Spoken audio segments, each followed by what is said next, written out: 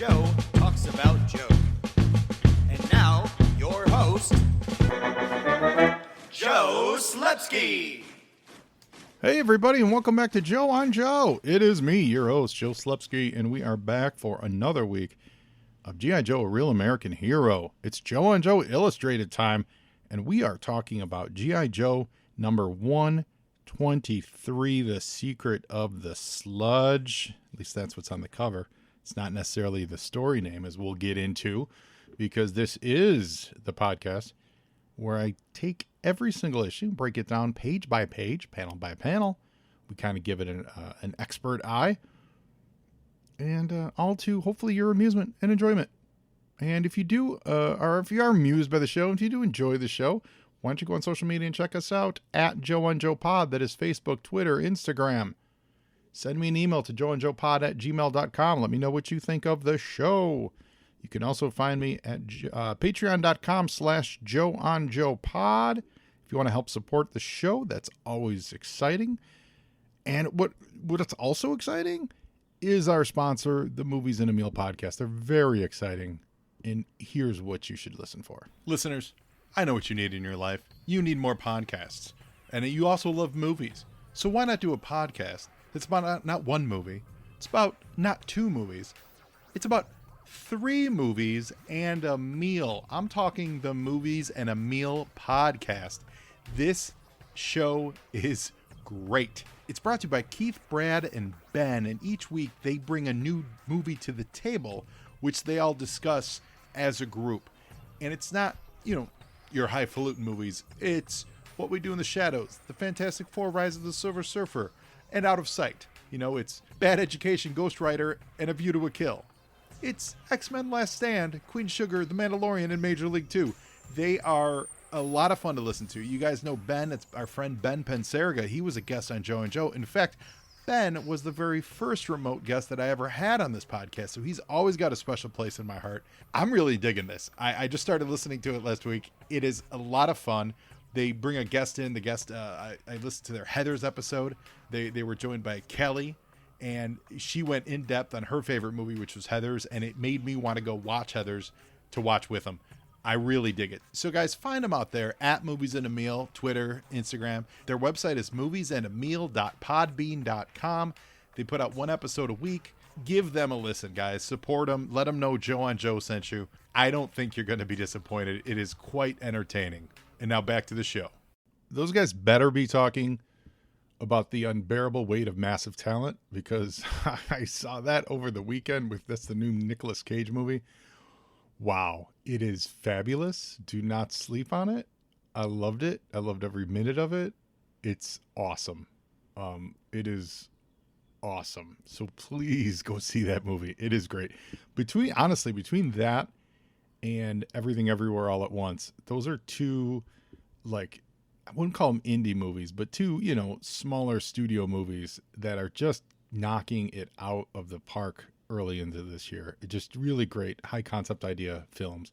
I'm absolutely enjoying. You know what else I enjoyed?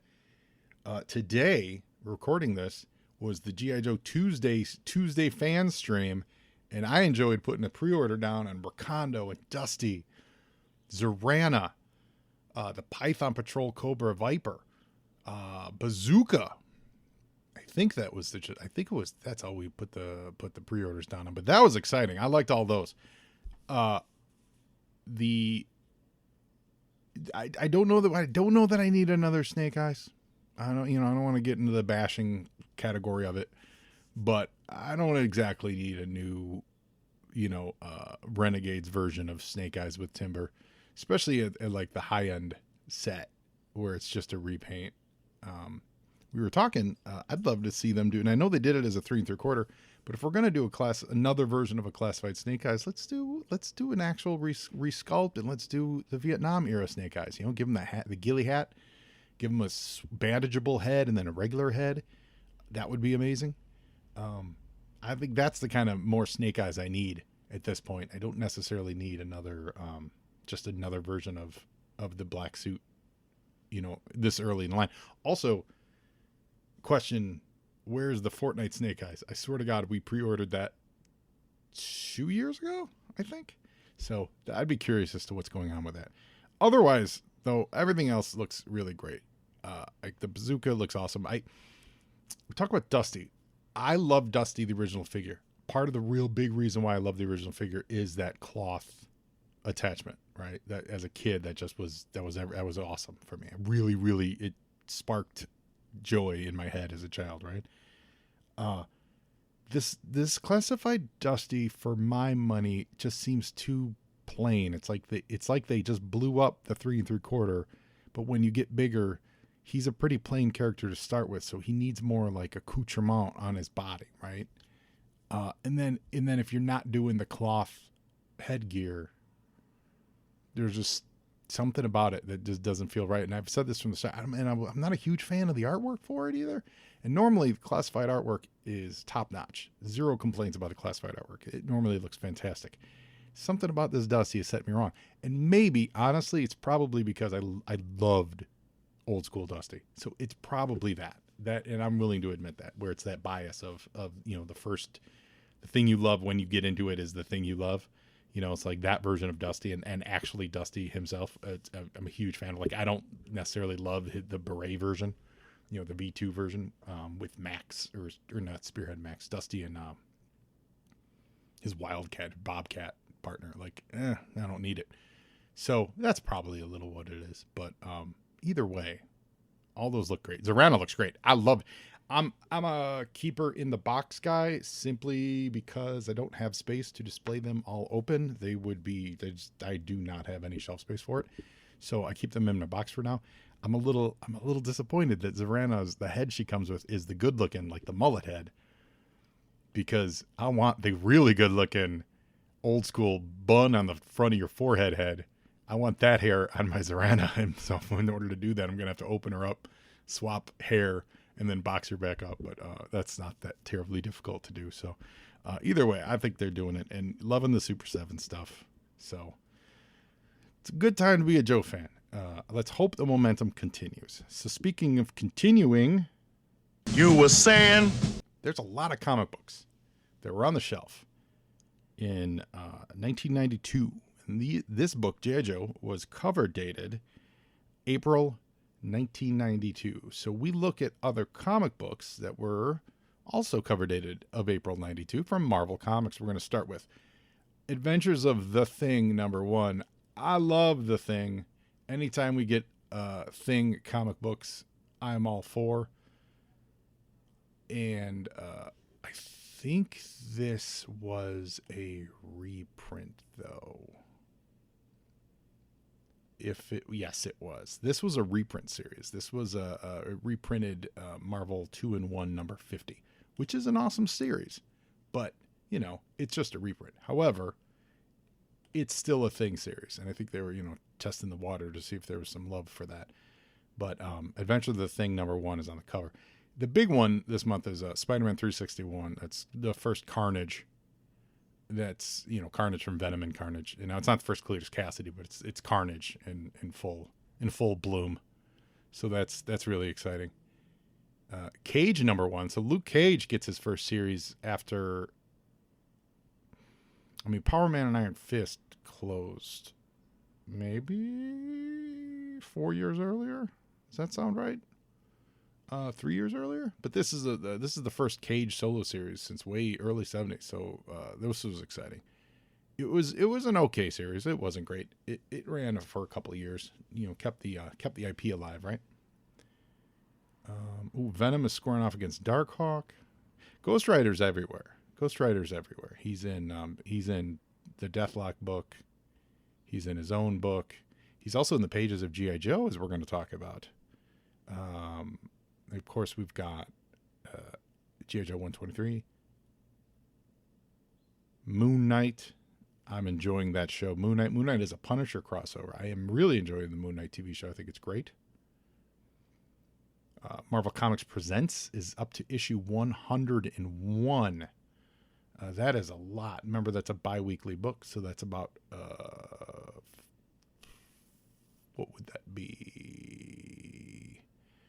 Every 2 weeks. So it's like 2 years worth of comics. No, 2 years, 1 year. 1 year would be, one every week would be 52. 4 years worth of comics. There you go. Doing the math. We're figuring it out. We're getting there. Wow. NFL Super Pro is having a moment in issue number 7. Punisher, 1, 2, 3, 4. 4 comic books on the stands this month. The Armory. The Armory, I believe, is 8 issues. 8 issues dedicated, which Armory is it's like a Who's Who style comic book for him, and it lists all of his weapons and all of his friends and all of his 8 issues dedicated to one man. That is a lot of space. They were selling so many Punisher comic books at the time. They really just were selling so many Punisher comic books. Here's a small a little vagary to comic book collecting for you kids out there. Quasar Special number 2, and I think last month was Quasar Special number 1. This is a Galactic Storm crossover. We talked about Galactic Storm, the big Avengers crossover last week. They look almost exactly alike, except one is a special and one is not. The trade dress is slightly different on it, and what it was, I believe it was a newsstand reprint to make sure that enough people could complete the Galactic Storm crossover for the newsstand, I believe is what it was. But it was called Quasar Special, not Quasar 33, because I think there was something I don't exactly know why, but I think it was something to do with the distribution of where Quasar was being distributed. So they wanted to make sure that people who were getting it on the newsstand were able to get all the issues of Galactic Storm. I say that because those are 2 different books. And so when you're collecting it, like I had for the longest time, I just had the Quasar specials in my collection. I never had the actual Quasars. I think the specials are technically worth more money. But that is a little quirk of the Quasar collection, that there are 2 special editions, and they're just reprints of their singular issues.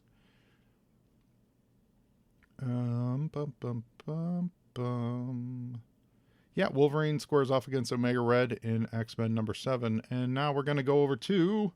You were saying? Look over at DC Comics. DC Comics, April cover. Okay, my favorite book this month is Legion of Superheroes number 28. This is again during the 5 years later version of Legion. You guys know I love that. I talk about it all the time. But this specific issue is awesome. Jason Pearson doing the artwork. It deals with Sunboy. So they're 28 issues in, and they've briefly mentioned Sunboy. Sunboy was a major part of the original Legion of Superheroes. He was a constant member of the roster. He was always there. He was a main character. And when they revamped this, he was kind of sidelined. He actually was a stooge for the government. The government was run by the Dominion, who were aliens.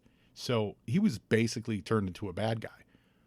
You would see him on news reports, and occasionally he would show up and say something pro-government and pro-Dominion. And it was like, well, what happened to him? And then he disappeared.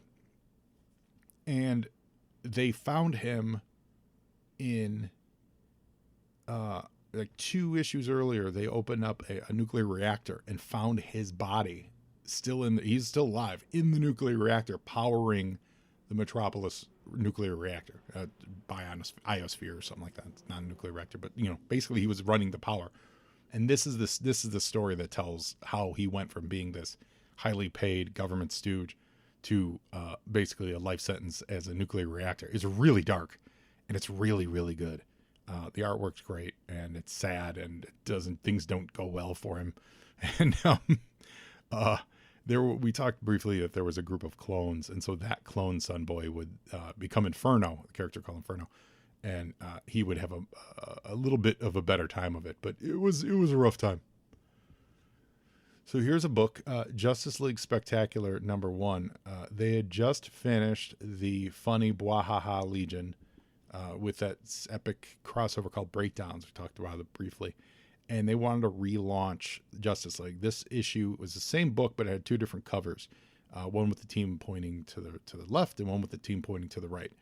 And it heralded the introduction of the new creative team, which was Dan Jurgens and who else? A whole bunch of different people. I remember Dan Jurgens being the biggest one.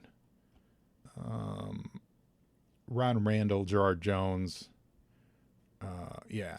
So they were like the new creative team on Justice League. And Jurgens did, his run on Justice League was solid. It's hard to follow up with the blah, ha, ha, funny stuff, though, because that was just beloved. Whether or not it's like your cup of tea, the people who loved it. So that was always going to be a little harder. But they went to more traditional Justice League superhero stories versus trying to keep funny. But Spectacular was the launching point for this. So you'll see this book in back issue bins, cheap bins a lot, and it doesn't really seem to have a place. Well, that's what it was. They didn't skip a beat in the numbering for the regular series, but they wanted this big special to kind of launch. Hey, Superman joined the team, which he wasn't a part of the team. That was a big selling point. They brought in Maxima. They brought in new players and everything, and that was a big deal. So that's what Justice League Spectacular is. If you ever see it in the back issues, cheap bins, they're in dollar bins, or it's not that expensive. It's a fun read. You should pick it up. I do recommend it. The other thing this month are fun is there's a whole bunch of these, and that's all we'll get into with DC. They're called Silver Age Classics, and they were reprints of important Silver Age comic books. Remember, this is 92. Trades exist, but they're not super plentiful. They certainly weren't doing a lot of old school reprints of stuff.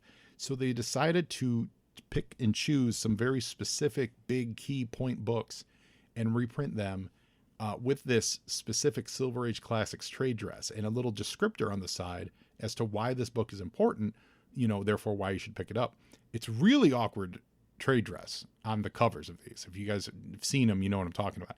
It's not well, I would say it's not like a slick design on it, but it does frame it and tell you what's in it. And it doesn't just look like a reprint of the book. It's obviously a framed reprint of the book, but they certainly picked the right books. It's the first appearance of Supergirl. It's the first Legion in Legion 247. It's the first modern age Batman in Detective 225. Or I'm sorry, modern age Batman in 327. I think 225 is first Martian Manhunter.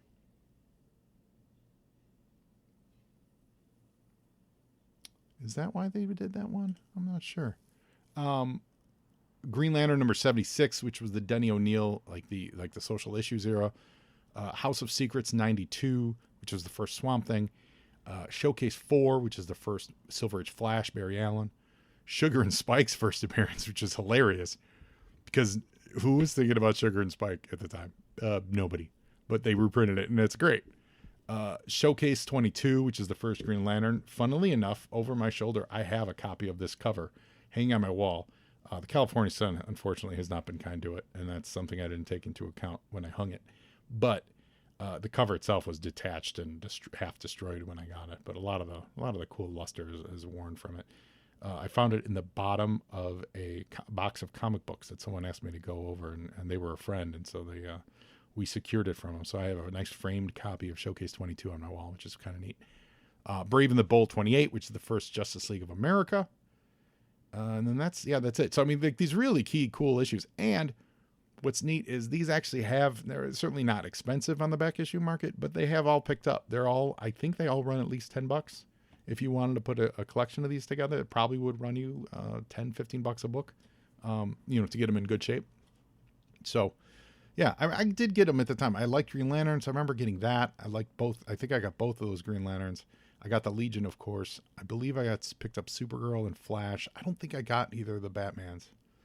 And I think I did Justice League too. I know I didn't do Sugar and Spike, and I've never been a fan of swamp creatures. So there you go. You were saying? What I was saying is... Now, mass is ready. That's right. Speaking of swamp creatures and how much I don't like them, we are talking about the Sludge this week in G.I. Joe 123. So that's how's that for a segue, people? So G.I. Joe 123, The Secret of the Sludge. It's a nice cover. I think I said this last week. I think I like Wildman's covers more than I prefer his interiors. But his cover's really great. It's Cobra Commander crawling from the wreckage of one of their vehicles. And I like the snap on his jacket is popped up. He's got swamp water everywhere. He's got plant foliage on him. and it's as if he's coming out of sludge. Now it's not, it's just regular swamp water, but you know, you don't know that reading this. It looks like he's crawling out of some sludge. It's a nice looking cover. And obviously Cobra Commander here has had better days. Yo, Joe! Halfway down the mountain from Destro's castle in Trans-Carpathia. Shots in the dark. Larry Hama script, Andrew Wildman pencils, Randy Emberlin inks, Bob Sharon coloring, Rick Parker lettering, Bobby Chase editor, and Tom DeFalco editor-in-chief. And we're going to learn later in the letters page that this is Bobby Chase's final G.I. Joe issue that she's editing. She's moving on to greener pastures, so she introduces that in the letters page. So if you recall last issue, the Destro's castle had transformed into, the Silent Castle had transformed into Destro's castle. And in order to escape, all the Joes, they just basically drove down the side of a steep sloped hill. And they were going to take their chances there because they were outflanked and outgunned by Cobra.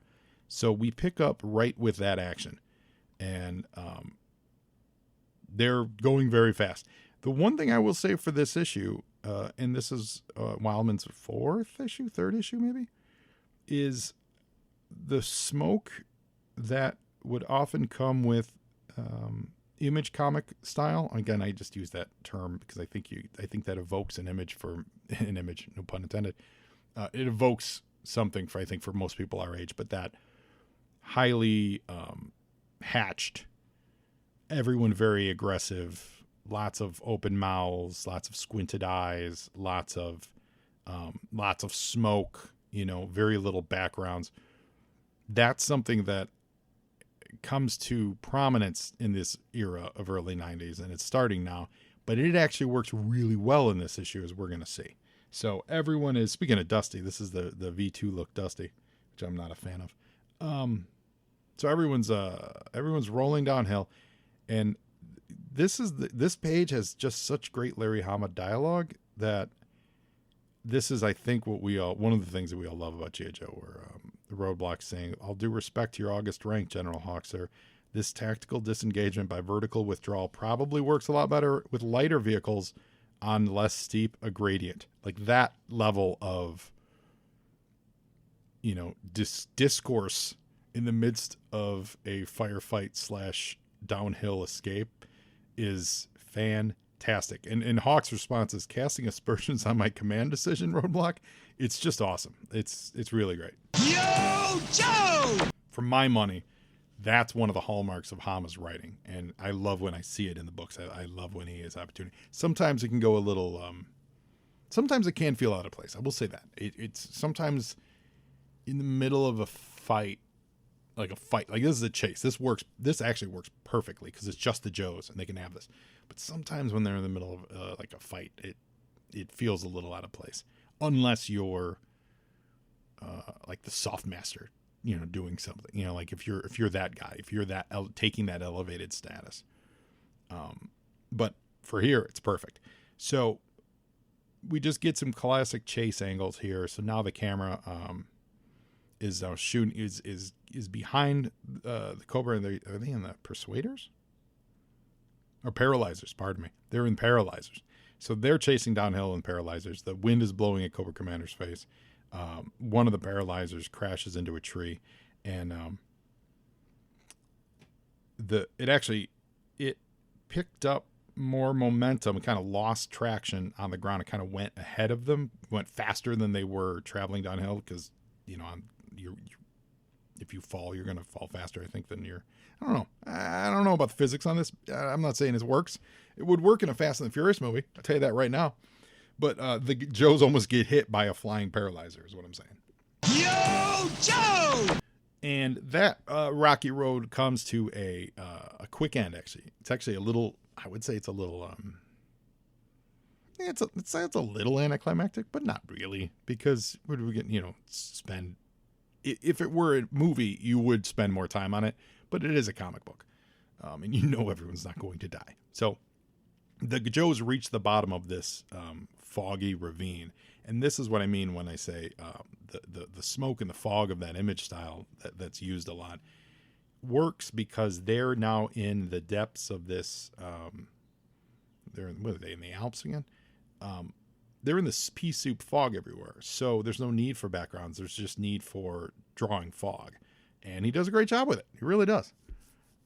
So they're talking about how are they going to do this, and what I like here is the introduction into G.I. Joe of GPS, a Navstar GPS, something that we all have in our pocket right now that we probably take for granted. That some of us have GPS trackers on our children, on our cars.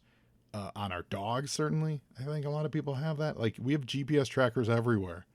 And here in G.I. Joe, Lady J in 1992 is having to explain what it is. She says, not with our computer-enhanced Navstar GPS. Wasn't Navstar a name brand, too? She says, Navstar gives us the coordinates, and the computer boots up a map and plots us the best route to the border. So this is MapQuest. This is early MapQuest. And Google Maps and all that stuff. This is all happening in G.I. Joe in 1992. It's great. So they can't turn the radar on because they want passive surveillance only.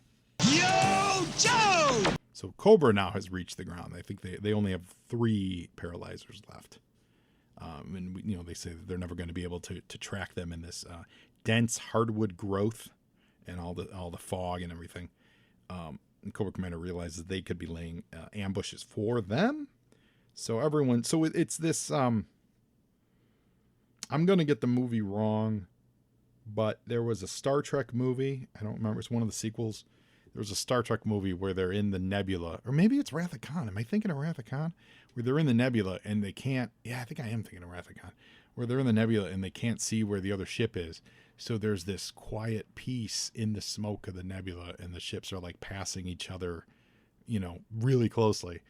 But they don't know it because they can't. All the systems are down, and that's a little bit of what most of this comic book is. Of these big vehicles in this fog not being able to see each other, and what that does, it gives you an emotional respite, and it certainly happens here. It also gives us time to check in on Cobra Command with Zorana on Cobra Island. Yo, Joe! She's screaming with again. There's more of that. More screaming mouths in this era of anything, but her mouth is agape, and she's absolutely losing her mind. That jerk Cesspool you made a deal with last month, the wacko CEO, he was supposed to be setting up one weapons grade sludge plant, and he set them up all over the island. So Cesspool has entered the chat, and he has Toxo Vipers and Sludge Vipers, and they're just mass producing sludge. Cobra Commander, tells Zorana to take care of business. Yo, Joe! Speaking of this, Zorana really is quite capable. She has been given, over the years, she has been given by Cobra responsibility for a lot of their operations. They don't farm it out to Xandar. They don't farm it out to Zartan. They killed Dr. Mindbender, Major Blood is just really an assassin, right? They bring him in when they want someone whacked. But when they actually want things to operate, Cobra Commander goes to Zorana quite a bit, and I like that. I hope that's on purpose. I hope that's not just, we need to fill it, we need a character to do this. Who do we have? Well, who's not dead or incapacitated? Okay, make it Zorana. I hope that was a conscious choice on Larry's part, because I think it really plays and really works for her. So now we're going to catch up on the ninjas, because why wouldn't we? And again, the Joe ninjas are doing nothing. The red ninjas and Slice and Dice, they've kind of caught up. So apparently in the forest was like the red ninja enclave, right? A lot of them got crushed as the castle reformatted itself. So they know that the Joe ninjas are out there, and the Joe ninjas actually can see them, and they're just, again, on the side of a mountain watching and waiting, and that's what Storm Shadow and Snake Eyes are doing. So it's another issue of the ninja force being present but not doing anything. Doing. Like that? Doing. Yo, Joe! So Cobra has set up, they're expecting the Joes to be coming out of the woods, quote, right about here, and they're going to and they expect the Joes to make a dash to the border. So the Cobra are going to set up like a picket line, and basically if the Joes want to get to the border, they're going to have to go through Cobra here. Classic to be honest, classic hunting tactic. We used to do this when we were hunting. We would set up a picket line and have someone flush them out, and that's there you go. So this is actually classic tactics by Larry here. So Cobra Commander's waiting. He says, as soon as they emerge, I want them reduced to smoking scrap. And the Joes themselves are doing exactly that, which is when Hawk yells, stop the vehicles. Yo, Joe! Again, lots of smoke here, and it totally works. It totally works because they could be 20 yards from these guys, and they can't see them. Obviously, they would hear them, but they can't actually see them. So this really works well. And Hawk's explaining that we can't do what they're going to expect us to do. We also, I'm sorry, I said Swiss Alps earlier. They're in Trans-Carpathia, as Rock and Roll says here. Stomping ground for vampires and werewolves. And Roadblock's response to that is awesome. You do better to be scared of things that go bang in the daylight than things that go bump in the night. That's one, rhymes. Two, the bang, speaking like artillery versus vampires. It's really, really great. And Flint points out he's got this laser finder, so he wants us to just drop spotters on the vehicles and have the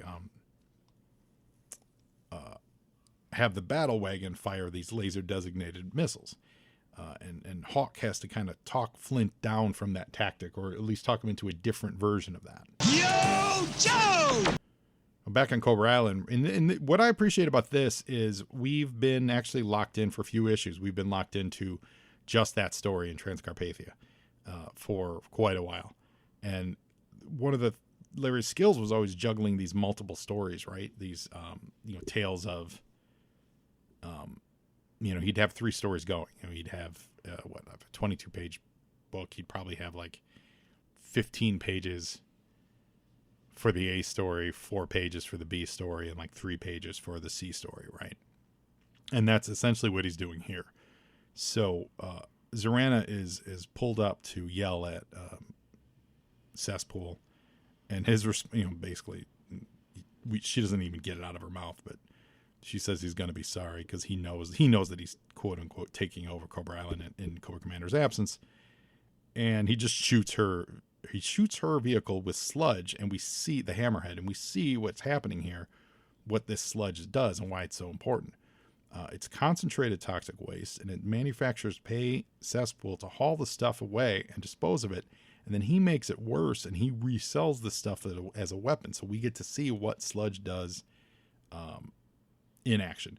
I kind of like Cesspool's design. I love the big Cobra. I like the colors. They're not neon, but they're different, The neon always throws me off. This is that muted teal. I kind of like. Do I think I like Cesspool? Also, I like that he dresses like a leader. He's dressed like, this is a character that when they designed it, I think they hit. Obviously, it's a Cobra version of a CEO. It's not like a business suit, But they hit. This is someone who thinks of himself as a leader. He's a leader of men, and his outfit really, I do think says that. Yo, Joe! And back in Trans-Carpathia, more smoke. Here comes the Badger comes traveling through the smoke as Cobra predicted, but it's a little bit to the right. So all their turrets traverse to the right to shoot the Badger, and they destroy it. Totally destroyed. Televiper says that was just the smaller vehicle though. Where's the big one? And that's when one of Flint's laser beams cuts through the smoke and it hits their paralyzer. Yo, Joe! Giving the battle wagon's missiles something to target, therefore destroying these paralyzers. And Flint is just off on the side targeting all these things, and the battle wagon is just continuing to fire. So they're going to make short work of these. Yo, Joe! And it's pretty quick. The artwork's, it's got a lot of that smoke, but again, it works. Not a complaint. It works because that's what's happening here. Even in this middle panel here, if you guys look, so there's fires, there's explosions. That's kind of cleared out some of this fog, which is, I think, what would happen, because of all this extra heat, right? Or would that burn away some of the fog, some of the damp? So you have an open air space, I think. I don't know. Listen, I wasn't raised on the Scottish moors. I don't know how to answer that. Yo, Joe! And the Joes have won. Cobra has retreated. They've run off into this swampland. It's, the swampy Trans-Carpathian smoke. And this is a great line here. Someone, it's Big Ben. Big Ben says it. He says, you'd think there'd be more jubilation in a clean sweep like this because they just destroyed everything. And Hawk replies, when a soldier wins, somebody else gets killed or something else gets destroyed, Big Ben. It's not something you take a lot of satisfaction in and stay sane for too long, which is awesome. That's one of those Larryisms. It's one of those bon mots that he would throw in here. So they get Flint back on the ship, or the battle wagon. And the smoke clears a little bit, and now they're heading towards the border. And at the same time, the Joe C-130 is on the way. Timing couldn't be better. Yo, Joe! They bluff their way. They say they're bluffing their way through the border, but they don't really. I don't think the border guards care. They don't really care, and that's what they say here. They don't care. They just get out of our country. Get out of our country, Yankee dogs. And the C-130 lands. It's got Wild Bill and it's got Duke on it. And again, Duke and Hawk now are absolutely drawn as twins. Let's see, Duke's got a different hairstyle. Hawk has more of a buzz cut. Duke has more of a comb over. But the coloring on Duke's traditional shirt is the same color as now Hawk's jacket, and Hawk's wearing a green shirt that is the exact same color as Duke's pants. So I'm glad they're not in a lot of panels together because it's distracting. And they both have the same color yellow hair. Where the action figure they gave Hawk brown hair. Anyway, So these guys at the C-130 there is not there to pick up the rest of the Joes. They're here just for Flint. And this is where we learn that he is the head honcho of a new special team. So say goodbye to Hollywood, guys. Flint is out of here. Yo, Joe! And into the C-130, we meet Flint's new team. So we meet Clean Sweep and Ozone. I'm going to say this, and I was told that I pronounce it right. There's a whole bunch of things in life that as I get older, I've been told I pronounce incorrectly. And I was always like, I was a spelling bee champion. So maybe I can spell things. I just don't pronounce them right.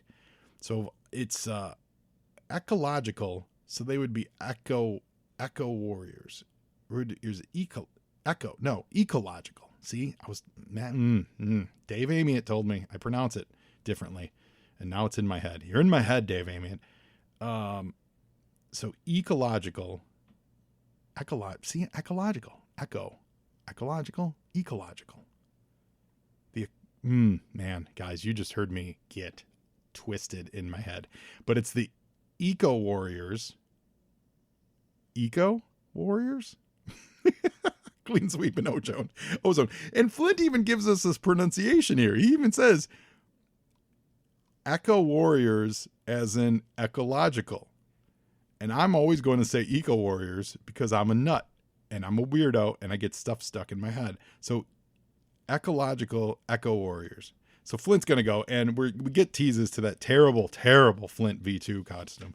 Now, you may have a soft spot in your heart for the Flint version, the Eco Warrior version of Flint. God dang it. You may have a soft spot in your heart for Flint V2, we'll just say that. But you can't compare it to his original look. It's terrible compared to his original look. Now, you may like it, but it is nothing compared to his original look. Anyway.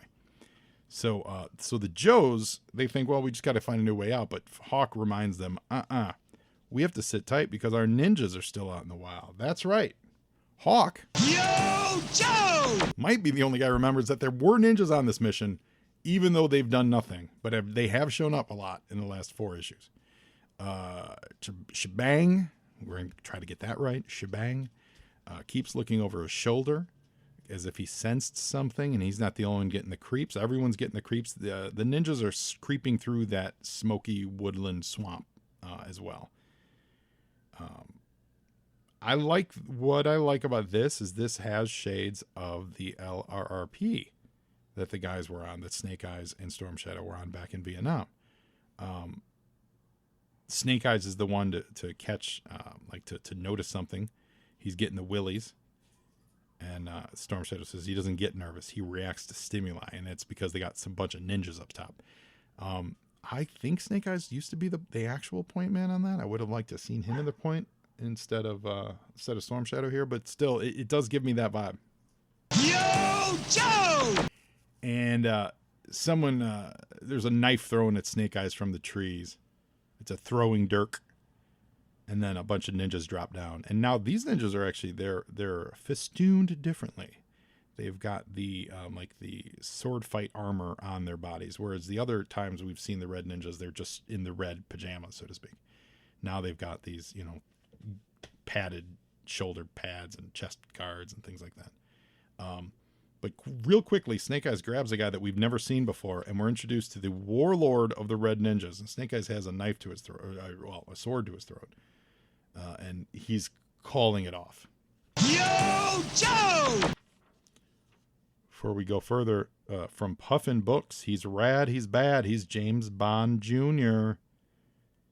Get your view to a thrill. That's hilarious. The Eiffel Target. Live and Let's Dance. That's awesome. Sandblast, Sword of Death, and High Stakes. Between Live and Let's Dance and View to a Thrill, I love the names of these. The other four, they could have worked a little harder. I need them all to be parodies of James Bond movies. I need all of them to be parodies of James Bond movies. Anyway, back in the fen, so back in the swampish area, Cobra Commander is still reeling from getting destroyed. So we're checking back in. When the Cobras weren't killed, or all of them weren't, they were thrown a distance. And so Cobra Commander's gathering his wits, and helicopter comes, grabs him, and he gets filled in by a Viper. That there's trouble in Broca Beach. So one thing I want to point out, what we're getting with Cobra Commander now, this new look Cobra Commander and the new era Cobra Commander, is he's doing everything. Because he's gotten rid of Destro. Major Blood wasn't a toy at the time. It wasn't on the rack, so they're not using Major Blood. They killed Mindbender. He really is running all the ops, and I think it's because, if I may venture, it's probably because Larry didn't want to write. He killed Crocmaster. Right? So he all the dopey Cobras. All the dopey named Cobras he's written out. And then as far as figures go, at this time, it was a lot of Viper action, right? So it was a lot of Viper this and Viper that, and Saw Viper and Alley Viper and this Viper and that Viper. There weren't a lot of new named bad guys outside of Dreadnoks. And so if the Dreadnoks aren't involved, it's Cobra Commander alone with a bunch of Vipers. And that's what we're seeing on these missions. For my money, that's not as interesting. I love the mix of all the other guys. And I know this was a story about Destro, but it was Destro leaving Cobra, So, I think that's something that's a detriment to the book, but probably partially because that's what the toys were doing. Interesting. But the Viper tells Cobra Commander that back in Broca Beach, which we all know and love, they've got a big problem, and it's a major drug problem. Yo, Joe! Bum, bum, bum, in Broca Beach. Now, we'll go back to Broca, and we haven't visited Broca Beach in quite a bit.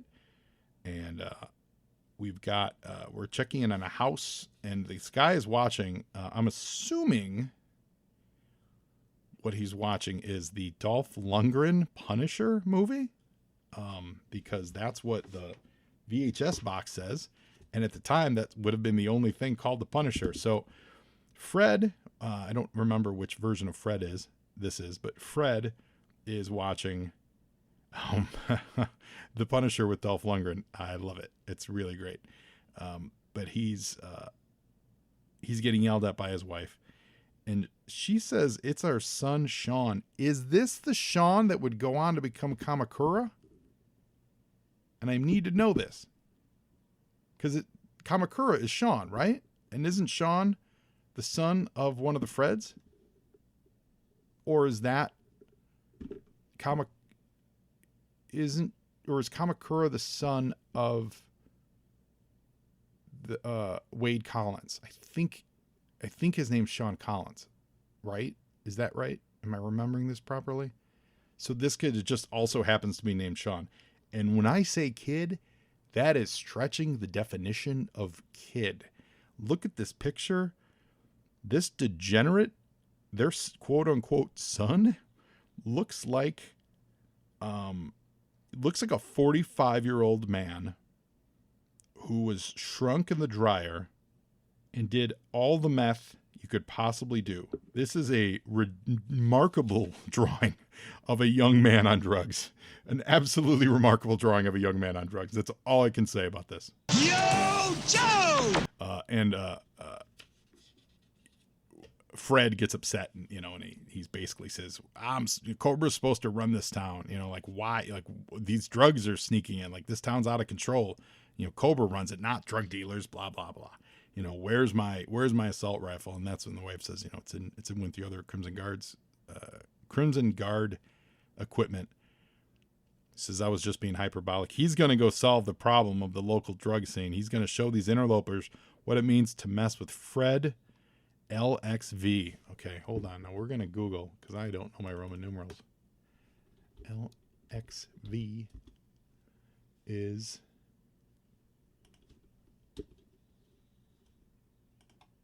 So this is Fred 65. No, 47. No, 65. Yeah, 65. So this is Fred 65.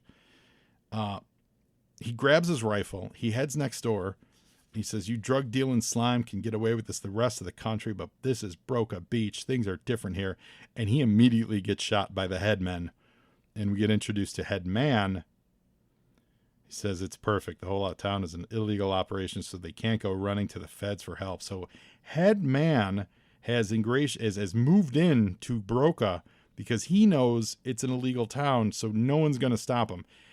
This is awesome. I like that they used the Punisher on the TV screen, because that's really inspired by Death Wish. And Death Wish is like, I'm going to take solving crime into my own hands, and I'm going to punish the guilty and all that stuff. And that's what Fred's doing here, albeit very briefly, when he gets murdered. So next issue, we're getting some hot drug action, and I'm sure echo action. I'm going to figure it out. Yo, Joe! We have an awesome pinup by Kevin Mcguire drawing Hawk. That looks really good. I like it. Anything Kevin Mcguire, I'm here for. In our post box from the pimp, we've got letters from Jason Brown, Nick Seaman, Jim Pike, Alman Ellis out of Drew, Mississippi. Jim Pike was out of Delray Beach, Florida. Jason Brown was out of Marina, California. Rain Hood wrote in, and then Thomas Wheeler from Tucson, Arizona wrote in. And at the end of this, we learned that after 70 issues on G.I. Joe, Bobby Chase, first as an assistant, then as an editor, she's finally leaving the book. So she says her thanks to everybody, and she says it's been a lot of fun, and she hopes, I hope she enjoys it as much. I hope the new editor, who is Hildy Mesnick, enjoys it as much as Bobby did. And in case you want to know why I'm giving up, watch out for 4 new Ghost Rider family titles this summer. And the 4 new Ghost Rider family titles were, that was Spirits of Vengeance. I think, there was Midnight Suns.